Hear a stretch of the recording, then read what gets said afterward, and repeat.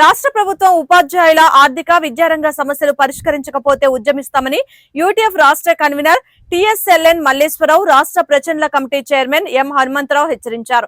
UTF Palnadu జిల్లా అధ్యక్ష కార్యదర్శులు కె శ్రీనివాసరెడ్డి, ఎం మోహన్ రావు ఆధ్వర్యంలో చిలకలూరిపేట నుండి ప్రారంభమైన రణభేరి ప్రచార యాత్ర నర్సరావుపేట చేరుకోగా స్థానిక యూటీఎఫ్ నాయకులు ఘన స్వాగతం పలికారు. కేంద్ర రాష్ట్ర ప్రభుత్వాలు విద్యారంగాన్ని నిర్వీర్యం చేస్తున్నాయని అన్నారు. రాష్ట్ర ప్రసంగ విభాగం చైర్మన్ ప్రధానంగా రాష్ట్ర వ్యాప్తంగా 5 జాతాలు మనం ఈ నెల 15 నుంచి 19వ తారీఖు దాకా నిర్వహిస్తా ఉన్నాం.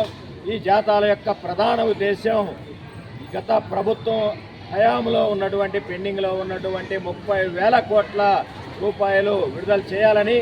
అయితే ఈ ప్రభుత్వం వచ్చిన తర్వాత కేవలం 7,000 కోట్ల రూపాయలు మాత్రమే విడుదల చేయడం జరిగింది. మిగిలినటువంటి 23,000 కోట్ల రూపాయల తక్షణం విడుదల చేయాలని, అదే సందర్భంలో బోధనేతర కార్యక్రమాలు కానీ ఆర్థిక డిమాండ్లు పరిష్కారం కోరుతూ మనం జాతాలు నిర్వహిస్తూ ఉన్నాం. ఈ జాతాల యొక్క ప్రధాన ఉద్దేశం ఈ ప్రభుత్వం ఇచ్చినటువంటి హామీలను అమలు చేయమని మనం కోరుతా ఉన్నాం. ఎక్కడా కూడా మేము కొత్త కోరికలు కోరడం లేదు. అదే సందర్భంలో ఉపాధ్యాయుల నుంచి పెద్ద ఎత్తున అర్జీలు రావడం జరుగుతుంది. అర్జీలు మొత్తం ఈ ప్రభుత్వం ముందుస్తాము. పరిష్కరించలేనటువంటి పరిస్థితిలో ఈ నెల 25వ తారీఖున గుంటూరులో 10,000 మంది ఉపాధ్యాయులతోటి పెద్ద బహిరంగ సభను నిర్వహిస్తా ఉన్నాం. అప్పుడు కూడా ప్రభుత్వం తెలుసుకోవాల్సినటువంటి అవసరం ఉంది.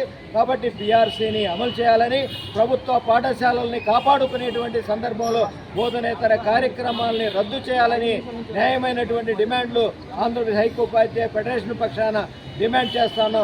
ప్రభుత్వం తక్షణం పరిష్కరించాలని, ఆ రూపంలో ఆలోచన చేయాలని, లేని పక్షంలో పోరాట కార్యక్రమాన్ని మరింత ఉధృతం చేస్తామని సందర్భంగా తెలియజేస్తాను.